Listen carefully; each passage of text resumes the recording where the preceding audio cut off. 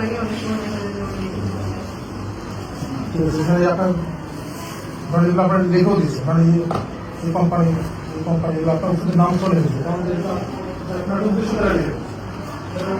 Sir ওরা তো বলছে যে দেখা যায় যে আমি থাকলে আসে না।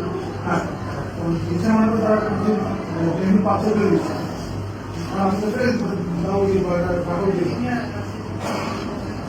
সবাই ঢুকে আপনি দেখেন সবাই না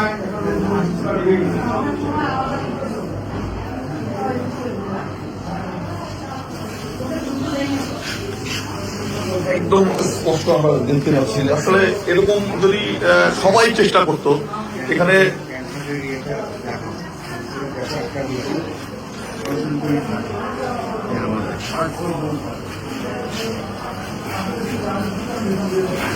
একদম সাধারণ মানুষরা কিন্তু এখানে চিকিৎসা গ্রহণ করেন।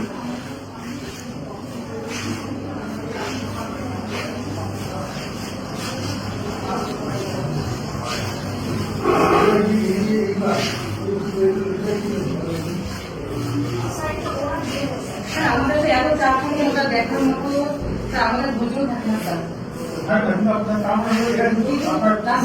এটা কিন্তু হচ্ছে যে শুধু বলে দেওয়া আছে, প্লাস ওনার ঢুকবেও না, কাগজও দিয়ে যাবে না। ওখানে আমরা আশা রাখি ওরা এসে আসলে দিয়ে দিই।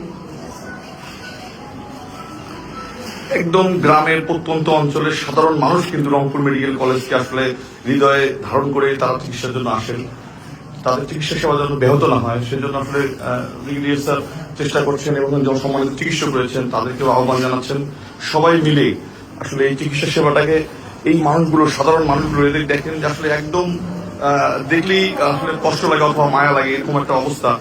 তাদের চিকিৎসা সেবার জন্য এত বড় হাসপাতাল যেখানে আপনার সবসময় রুগী থাকে প্রায় 2500 এবং আউটডোরে কিন্তু অনেক রোগীর চিকিৎসা প্রদান করা হয়। এত বেশি রোগীর চিকিৎসা আউটডোরে এত বেশি রোগীর চিকিৎসা প্রদান করা হয়, সেই জায়গা থেকে আসলে